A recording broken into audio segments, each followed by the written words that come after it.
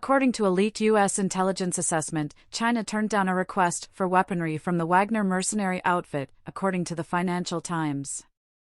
Early in 2023, Wagner made a request that may have indicated it had some confidence Beijing would be open to arming Moscow, going beyond other non-lethal forms of support for the military campaign provided by Chinese companies, according to the Financial Times.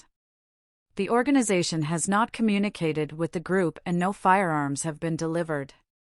Despite U.S. worries, China's Foreign Minister, Qin Gang, has stated that the nation will not sell weapons to either side in the conflict. Vladimir Putin, the president of Russia, visited China and spoke with Xi Jinping. Additionally, Ukraine has stated that no Chinese weapons have been discovered on the battlefield. According to the SBU security agency in Ukraine, a number of Ukrainian service members have been charged with treason for divulging intelligence during an unapproved mission that allowed Russia to strike a military airfield. The SBU claimed in a statement that the personnel had attempted to board a Russian plane last July after the pilot declared he would defect, without coordination with the relevant state authorities. They provided information during the special operation on the whereabouts of Ukrainian Air Force personnel and planes, it claimed, allowing Russia to successfully launch a missile strike on the Kanatov airport in central Ukraine close to the city of Kryvyi Rih. According to the SBU, in a statement published on the Telegram messaging app, a Ukrainian commander was killed, 17 other personnel were injured, 2 fighter jets were destroyed, and the airstrip, buildings, and equipment sustained substantial damage. The SBU did not say how many service personnel were involved, or identify them, but said they were accused of treason and abuse of their position.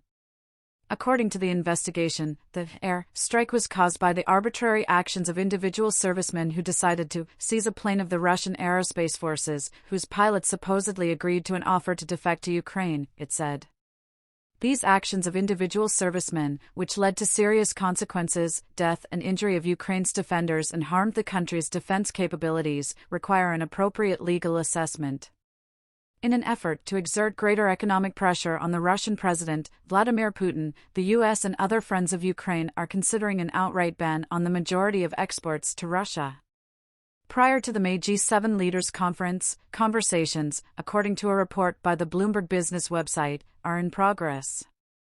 It is anticipated that other EU member states will take similar action in response. It would alter the punitive package of actions already in place in favor of enacting stricter limitations. There were only a few items that could still be traded. The Financial Times reported that, according to EU officials, there would be no new sanctions against Russia in the near future.